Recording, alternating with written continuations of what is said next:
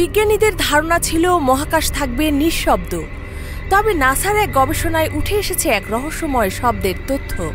মহাশূন্য থেকে ভেসে আসা এই ধ্বনি শুনে গবেষকরা অবাক।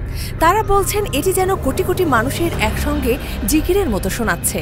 তবে প্রশ্ন উঠছে, এটি কি শুধু বৈজ্ঞানিক কম্পন নাকি ফেরেশতাদের জিকিরের ধ্বনি?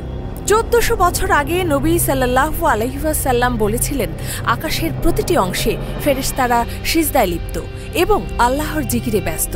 তাহলে কি এবার সেই সত্যের প্রমাণ পাওয়া গেল? আবু দার রাদিয়াল্লাহু তাআলা আনহু থেকে বর্ণিত হাদিসে বলা হয়েছে, নবী করিম সাল্লাল্লাহু আলাইহি ওয়াসাল্লাম মেরাজ থেকে ফিরে এসে সাহাবাদের প্রশ্নের জবাবে বলেছিলেন, আমি যা শুনেছি তা তোমরা শুনতে পাবে না। আকাশে প্রচণ্ড কম্পন শোনা যাচ্ছে।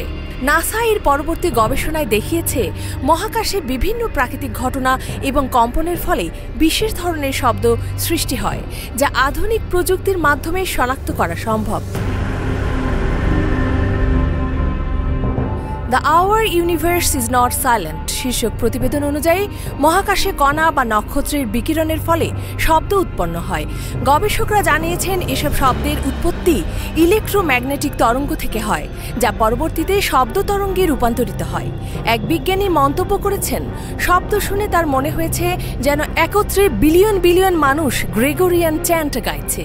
মহানবী হযরত মুহাম্মদ সাল্লাল্লাহু আলাইহি ওয়াসাল্লাম বলেছেন, আকাশে ফেরেশতারা আল্লাহর জিকির করছেন। নাসার গবেষণা এই শব্দের বৈজ্ঞানিক ব্যাখ্যা দিলেও এর প্রকৃত উৎস শুধুমাত্র আল্লাহই জানেন।